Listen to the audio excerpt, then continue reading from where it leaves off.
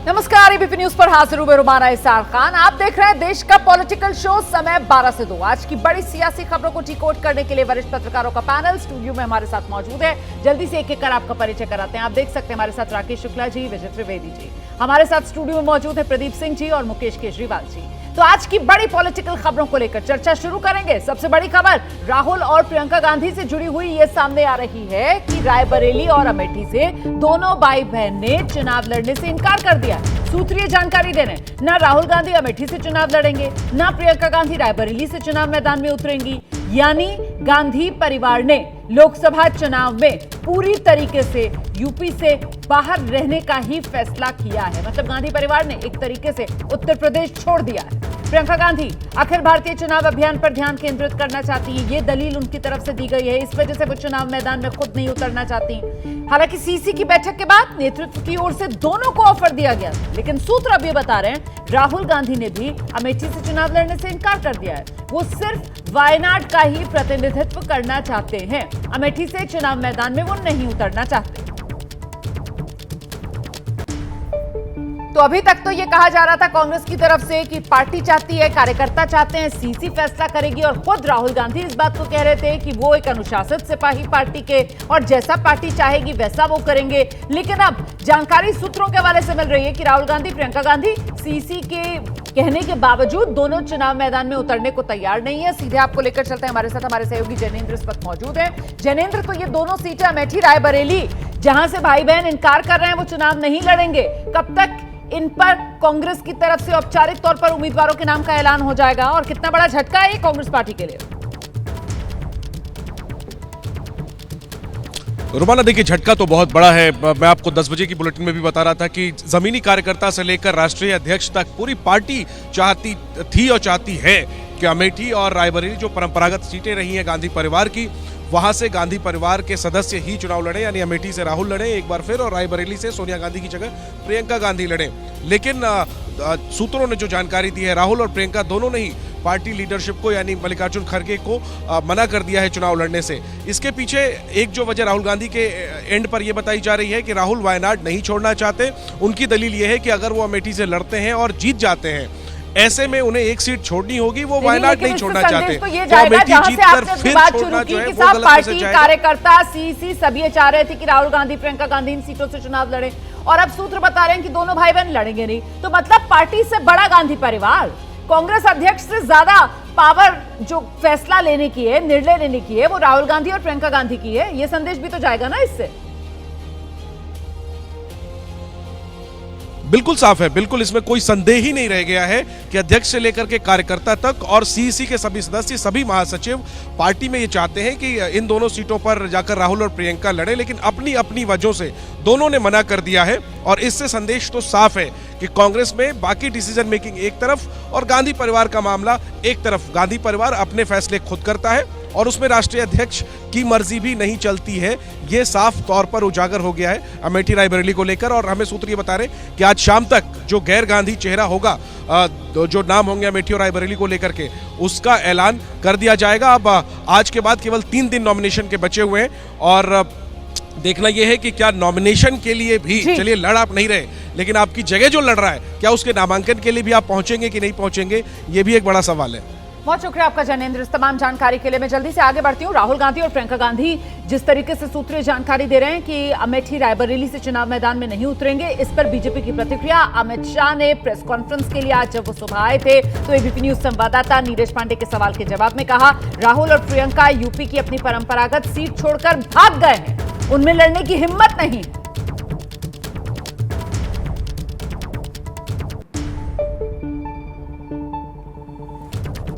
आपने चुनी कहा कि जब से राहुल गांधी ने कांग्रेस की कमान संभाली है तो राजनीति का स्तर नीचे गिरता गया है।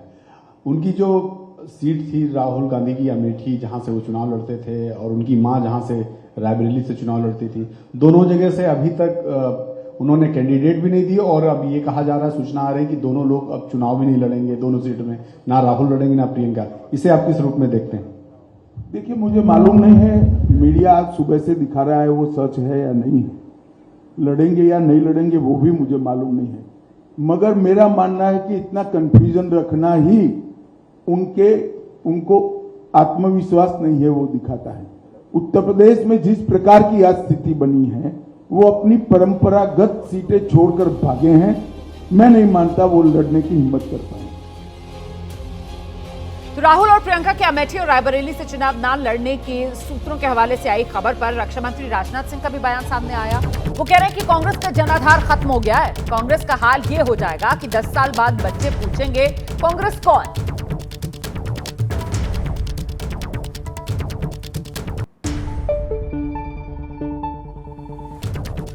यहाँ के पड़ोस में आपको ले चलूं, यहाँ के पड़ोस में रायबरेली और अमेठी है, थोड़ी दूरी का मामला है। गांधी परिवार अभी भी तय नहीं कर पा रहा और ये खबर आ रही है कि मतलब डोलड्रम में मामला है, अभी भी क्लियर नहीं कर पा रहे हैं रायबरेली अमेठी में राहुल गांधी और प्रियंका गांधी लड़ेंगे कि नहीं लड़ेंगी। ये जो कांग्रेस का एक कंफ्यूजन है, इसकी क्या वजह? देखिए, रायबरेली और अमेठी में भी अब वो जनता का विश्वास खो चुके हैं। आपने देखा कि राहुल गांधी अमेठी से चुनाव हार चुके हैं और इसीलिए छोड़कर वो वायनाड से चुनाव लड़ने के लिए गए हैं। और मैं समझता हूं कि अब उन लोगों को भी यह बात समझ में आ रही है कि कांग्रेस का जनाधार भारत की राजनीति से अब समाप्त होता जा रहा है। मुझे तो कभी कभी यह लगता है कहीं कांग्रेस की स्थिति यह न हो जाए, आज के 10 साल के बाद लोग बच्चों से पूछेंगे कौन कांग्रेस, ये क्या कांग्रेस के बारे में जानते हो, तो शायद बच्चे ये कहेंगे कौन कांग्रेस।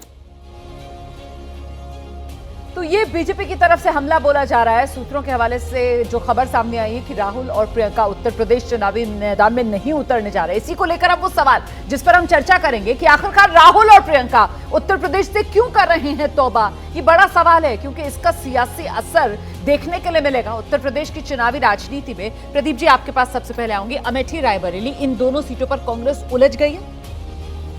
नहीं, कांग्रेस का चुनाव पूरा प्लान कौन कर रहा है यही समझना मुश्किल है। तीसरे चरण का मतदान होना है 7 मई को और 28 अप्रैल को राहुल गांधी उड़ीसा की केंद्रपाड़ा में जो है चुनाव सभा कर रहे हैं, जहां 1 जून को मतदान होना है। और केंद्रपाड़ा ऐसी सीट है जो कांग्रेस पार्टी 1952 के बाद कभी जीती ही नहीं। तो ये प्लान कौन करता है? अगर उन दोनों को नहीं लड़ना था अमेठी रायबरेली से तो पहले से कैंडिडेट अनाउंस करना चाहिए था। ये हवा, ये कम से कम परसेप्शन बनाना चाहिए था कि हम नहीं जाएंगे, हम जिसको भेजेंगे वो जीत कर आएगा।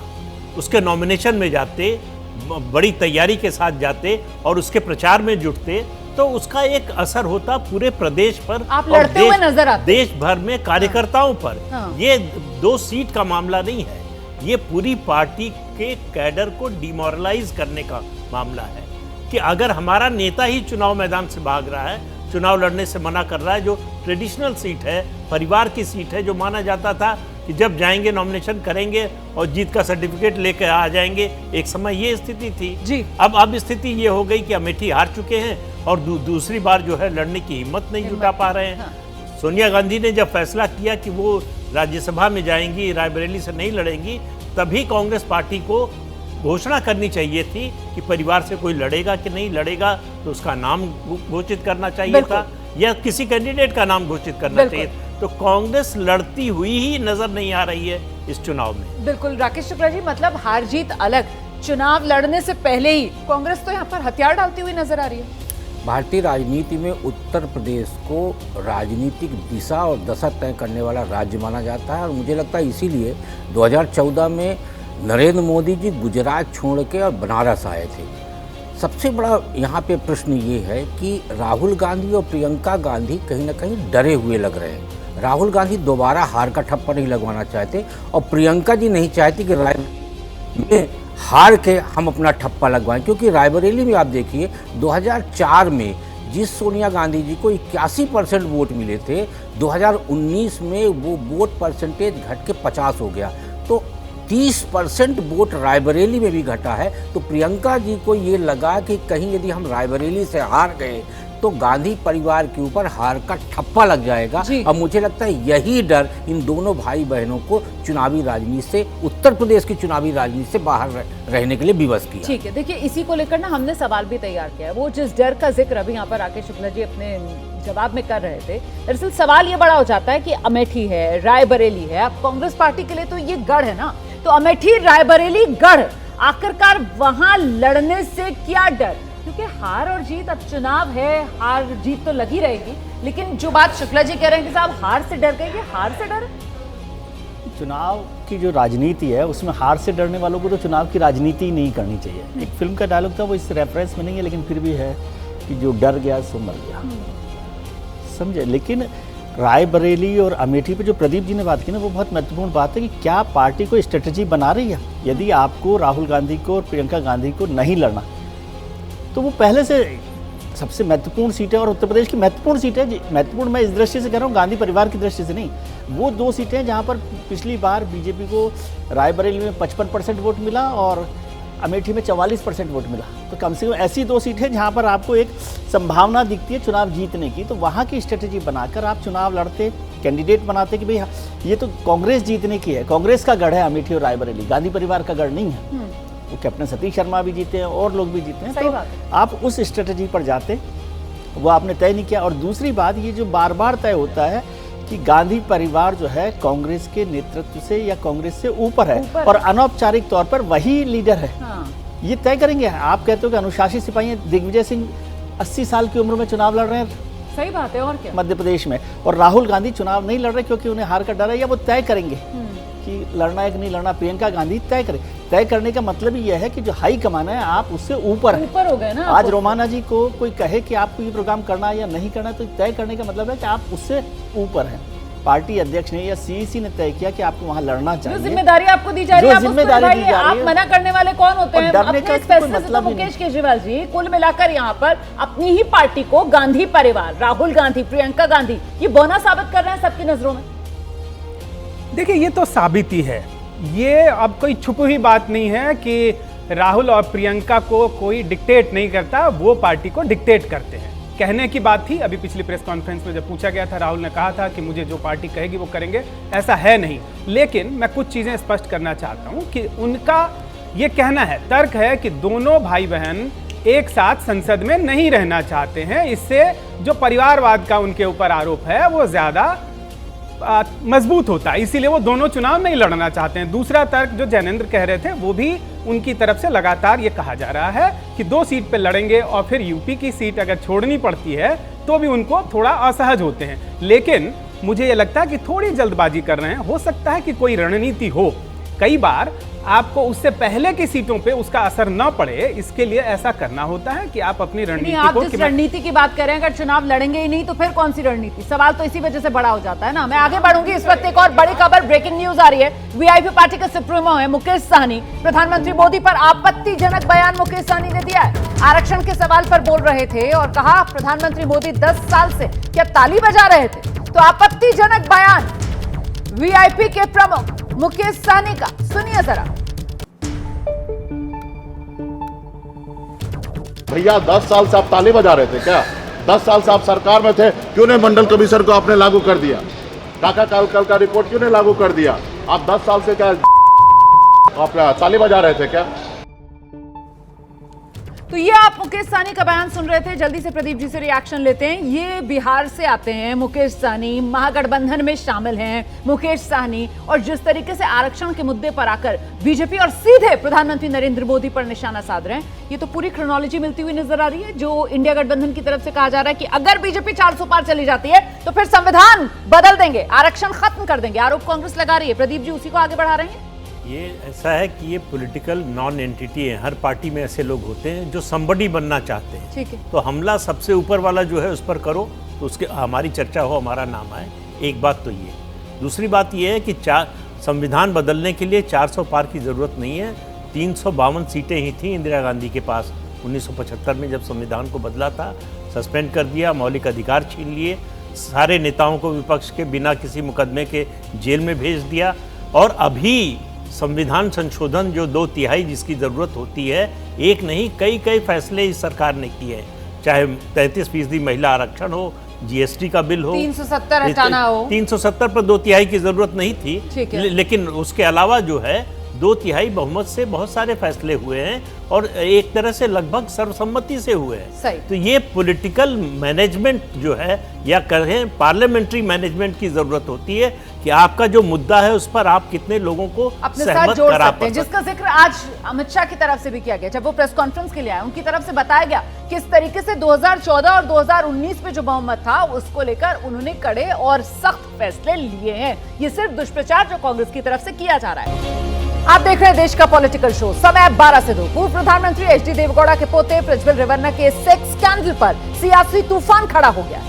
यूथ कांग्रेस के कार्यकर्ताओं ने बेंगलुरु में बीजेपी दफ्तर के बाहर प्रोटेस्ट कर दिया। यूथ कांग्रेस के अध्यक्ष श्रीनिवास बीवी की अगुवाई में कांग्रेस कार्यकर्ताओं ने विरोध प्रदर्शन किया है। बेंगलुरु में यूथ कांग्रेस का प्रोटेस्ट, प्रज्वल रेवन्ना को लेकर आक्रामक यूथ कांग्रेस। तस्वीरें हम आपको दिखा रहे हैं। ये जो प्रदर्शन यूथ कांग्रेस की तरफ से किया गया है, पूर्व प्रधानमंत्री एचडी देवगौड़ा के पोते हैं प्रज्वल रेवन्ना, उन्हीं का ये सेक्स स्कैंडल जिसको लेकर सियासी तूफान खड़ा है। चुनावी माहौल में क्योंकि जेडीएस और बीजेपी का गठबंधन है, ऐसे में कांग्रेस के निशाने पर जेडीएस के जरिए बीजेपी भी है। हालांकि बीजेपी की तरफ से खुलकर कहा जा रहा है कि साहब कांग्रेस की सरकार कर्नाटक में है, ऐसे में ये तो सीधे सीधे कानून व्यवस्था का फेलियर है, तो इसकी जिम्मेदारी तो खुद कांग्रेस को बीजेपी के खिलाफ प्रदर्शन करने की बजाय अपने ही पार्टी के मुख्यमंत्री और डिप्टी सीएम से सवाल पूछना चाहिए। और उधर दूसरी तरफ आरजेडी के नेता हैं तेजस्वी यादव, वो आरोप लगा रहे हैं सेक्स स्कैंडल के आरोपी एचडी रेवन्ना को बचाने की कोशिश की जा रही है।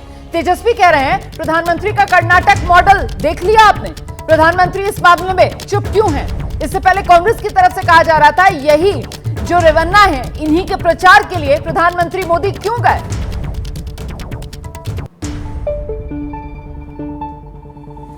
लगभग 2500 महिलाओं के साथ शोषण का आरोप लगा है, जो इतना बड़ा स्कैंडल हुआ है। इनके कुछ दिन पहले ही प्रधानमंत्री जी प्रचार में गए हुए थे और वो जो है अब फरार पाए जाते हैं, पता चलता कि विदेश चले गए। तो ये दिखाता है कि प्रधानमंत्री जो हैं इनका विकास का क्या मॉडल है।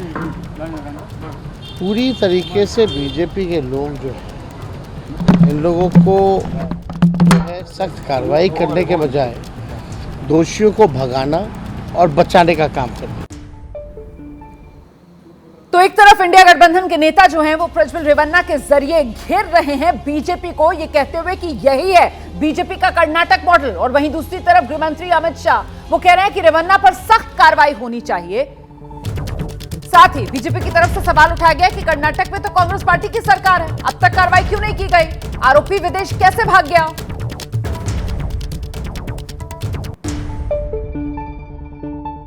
श्री रेवन्ना का समाचार पत्रों में और चैनलों में चल रहा है वो बिल्कुल आघातजनक है। नरेंद्र मोदी जी और मुझसे सवाल पूछने की जगह आपके मुख्यमंत्री उप मुख्यमंत्री को सवाल करिए कि आपकी सरकार क्या कर रही है, क्यों जांच नहीं हो रही है। हम जांच के पक्ष में है और हमारे साथी दल जेडीएस ने भी उन पर कदम उठाने की घोषणा की है। आज शायद उनकी कोर कमेटी की मीटिंग है और कदम उठाए भी जाएंगे। कठोर से कठोर कदम उठाने चाहिए। ये भारतीय जनता पार्टी का स्टैंड अपर है और उसमें कोई कंफ्यूजन भारतीय जनता पार्टी में किसी स्तर पर नहीं है। हम महिला शक्ति के अपमान का, मातृशक्ति के अपमान का घोर निंदा करते। और अब इस वक्त की बड़ी खबर आपको बता देती हूं, प्रज्वल रेवन्ना को लेकर उन्हीं की पार्टी जेडीएस की तरफ से सख्त कदम उठाया गया है। प्रज्वल रेवन्ना को जेडीएस ने सस्पेंड कर दिया है। जेडीएस की कोर कमेटी की मीटिंग के बाद यह फैसला लिया गया। प्रज्वल रेवन्ना को शो कॉज नोटिस भी भेजा गया है। पार्टी ने एक बार फिर रेवन्ना को उम्मीदवार बनाया इस चुनाव में, उसी सीट से जहां 2019 में उन्होंने जीत दर्ज की थी। उनकी सीट पर कर्नाटक में वोटिंग हो चुकी है 26 अप्रैल को सेकेंड फेज में, और वोटिंग के बाद प्रज्वल रेवन्ना जो है वो विदेश चले गए और उसके बाद ये सेक्स स्कैंडल वाला उनका मामला जो सुर्खियों में आ गया और अब पार्टी की तरफ से, जेडीएस की तरफ से उन पर ये एक्शन लिया गया है। प्रज्वल रेवन्ना को जेडीएस से सस्पेंड किया गया है। वहीं एचडी कुमारस्वामी ने वायरल वीडियो को लेकर कहा इन लोगों को यही इंटेंशन कि हमारे परिवार को बदनाम किया जाए। इनका मकसद महिलाओं को न्याय दिलाना नहीं, ये लोग बीजेपी जेडीएस गठबंधन को तोड़ना चाहते हैं। We will, because of the moral issue, we wanted to take some decision. But still videos are there.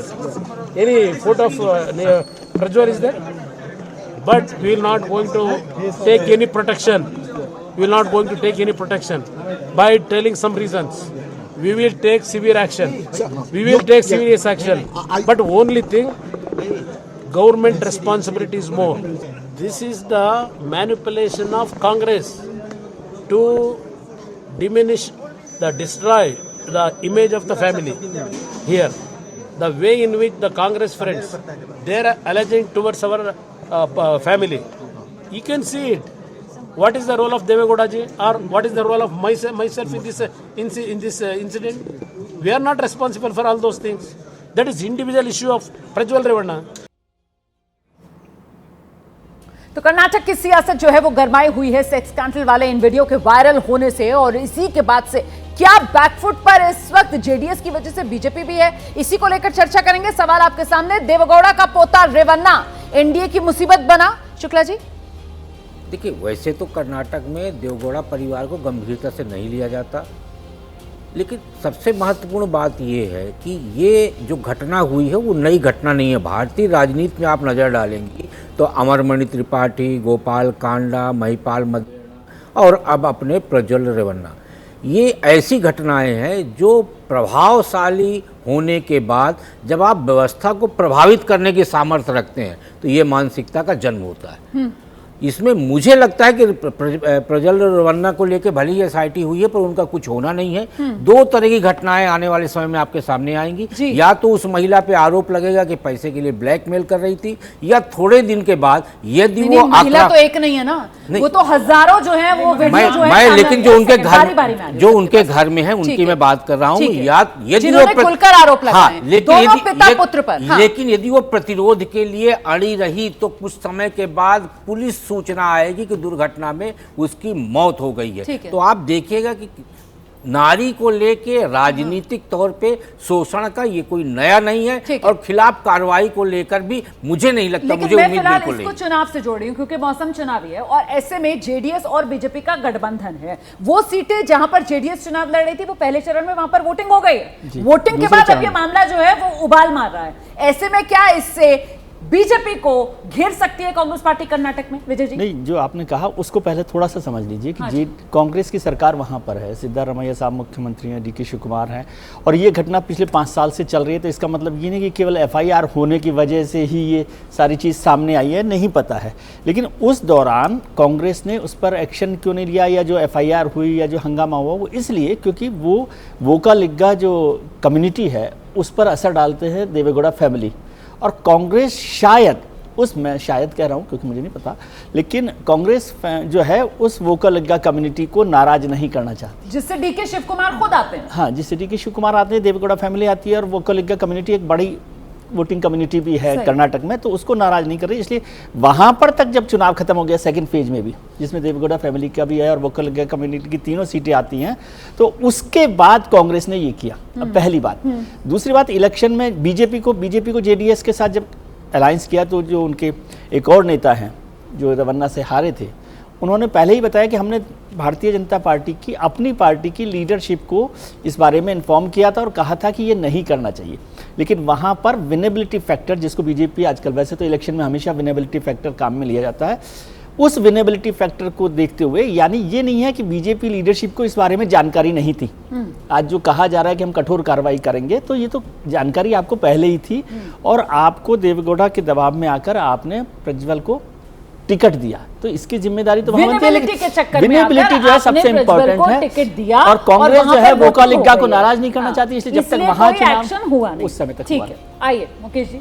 बिल्कुल, देखिए, मुझे ये लगता है कि पहली बात तो ये कहना कि देवगौड़ा या उनके परिवार का असर नहीं है कर्नाटक में, ऐसा होता तो भाजपा उनसे गठबंधन करने के लिए इतनी आतुर नहीं होती, और उनकी सभी शर्तों को मान के उनके परिवार के इतने लोगों को टिकट देना और सभी को एकोमोडेट करना ये संभव नहीं था। जब भी भाजपा किसी से गठबंधन करती है तो उसमें बहुत सारी चीज़ें, लेन देन की बात होती है, तय होती है कि कौन से कैंडिडेट होंगे, किन के लिए प्रचार करेंगे प्रधानमंत्री, और अपनी साख दाव पे नहीं लगाते हैं। क्योंकि अभी देखेंगे कि भाजपा ने एनडीए के लिए, हर ट्वीट में आप देखेंगे टॉप लीडरशिप भी कहती है कि हम एनडीए के लिए काम कर रहे हैं, हम एनडीए का काम कर रहे हैं। तो अभी एक और छोटा संदर्भ देना चाहूंगा। दक्षिण भारत की कुछ समय पहले की ही घटना है जिसमें कि एक क्राइम सीन हुआ था। एक लड़के ने एक लड़की को मार दिया। भाजपा ने राष्ट्रीय स्तर पे उसका प्रेस कॉन्फ्रेंस करके राज्य सरकार को घेरा, कहा यह कांग्रेस पार्टी, बिल्कुल, और उसमें लड़के ने लड़की को मार दिया। राज्य सरकार उस पर एक्शन ले रही है, लेकिन यहां पे राष्ट्रीय स्तर का मुद्दा बनाया, जबकि उसका कोई राजनीतिक बैकग्राउंड नहीं था, किसी तरह की उसको बैकिंग नहीं की जा रही थी। लेकिन ये तो सीधा सीधा जुड़ा हुआ मामला, इस पे कम से कम भाजपा के शीर्ष नेतृत्व को थोड़ी सी सदाशयता दिखानी चाहिए थी। इतना तो कहना चाहिए था कि हमसे कोई चूक हुई, हम इसको गंभीरता से लेते हैं। ये नहीं कहना चाहिए ब्लेम गेम नहीं कि राज्य सरकार से क्यों नहीं सवाल पूछते, हमसे क्यों सवाल। नहीं, सवाल ये है इसका चुनाव पर क्या असर पड़ेगा, मैं इस पर बात करना चाह रही हूँ। जनता इसको कैसे परसीव करेगी, नेता को क्या करना चाहिए वो तो देखिए आपके हमारे कंट्रोल में है नहीं। प्रदीप जी, किस तरीके से आपको लगता है चुनाव में ये प्ले अप होगा और जनता का इसको लेकर क्या रिएक्शन ले सकता है? नहीं, देखिए, मैं तो मानता हूं कि भारतीय जनता पार्टी की भी जवाबदेही बनती है। ऐसा है कि प्रज्वल रेवन्ना के बारे में जानकारी ना हो ऐसा नहीं है। गैर जानकारी में हुआ होता तो बात दूसरी थी। अगर जानकारी में हुआ है और फिर भी आप कोई एक्शन लेने में असफल रहे, चाहे वो गठबंधन का दबाव हो, चाहे वोट बैंक का दबाव हो, कोई भी दबाव हो सकता है, ये अपराध ऐसा है जो अक्षम्य है। बिल्कुल। तो इसमें जो है समझौता नहीं करना चाहिए था। प्रदीप, एक सीट चली जाती। छोटा सा सवाल आपसे ये, तो क्योंकि जिस बात का जिक्र अभी विजय जी भी कर रहे थे, वहां पर बीजेपी के स्थानीय नेता ही इस मुद्दे को लगातार उठा रहे थे। वो वहां पर पार्टी के शीर्ष नेतृत्व को ये कह रहे थे कि प्रज्वल रेवन्ना को टिकट नहीं मिलना चाहिए, इस तरीके के आरोप हैं इन पर। बावजूद इसके बीजेपी उनकी बैकिंग करती हुई नजर आई, प्रधानमंत्री तक उनके प्रचार में वहां पर पहुंचे। तो क्या इसका नेगेटिव इंपैक्ट बीजेपी को वहां पर पड़ेगा कर्नाटक में? नहीं, मुझे लगता नहीं। एक तो उस इलाके में चुनाव हो चुका है, ठीक है। दूसरा, उस परिवार के बारे में लोग जानते, मतलब लोगों के लिए ये कोई शौक नहीं है। ये ऐसा नहीं है कि लोगों को सुन के बड़ा धक्का लगा कि ये पहली बार पता चला। उस परिवार के बारे में, उस परिवार के चरित्र के बारे में लोगों को पहले से पता है। इसके बावजूद वो जीते थे पिछला चुनाव, जब ये सब लोगों को पता था, स्थानीय स्तर पर लोगों को पता होता है। हाँ, तो पार्टियां ये कैलकुलेट करती हैं कि इसका पॉलिटिकल लॉस कितना होगा। अगर राजनीतिक नुकसान होना है तो अलग तरह से रिएक्ट करती हैं। अगर लगता है कि राजनीतिक नुकसान नहीं होगा, केवल एक मॉरल क्वेश्चन है, नैतिकता का प्रश्न है, तो उस पर सवाल उठाती हैं और उससे किनारा कर लेती हैं।